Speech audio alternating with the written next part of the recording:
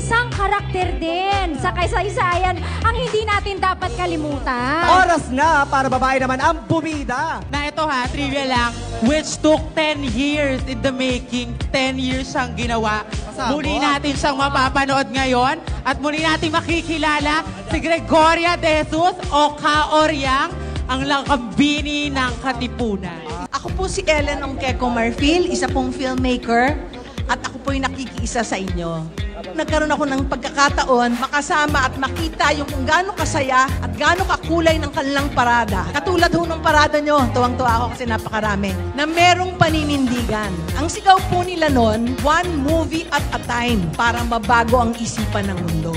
Naniniwala po ako na maraming magkahalintulad sa problema ng mga kababaihan at ng LGBTQIA. Kaya ngayon po ay pinapakilala namin ang aming pelikula, Lakambini Gregoria de Jesus. Hindi lang po siya isang asawa. Siya po ay isang babaeng bayani na naghimagsik, namuno at lumaban para sa bayan.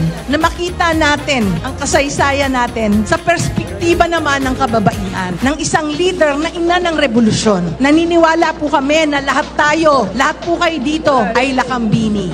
Hindi po kayo nag-iisa, kasama niyo po ang mga kababaihan, kasama niyo po kami, kasama niyo po ako. Mabuhay po tayong lahat. Happy Pride po sa inyong lahat.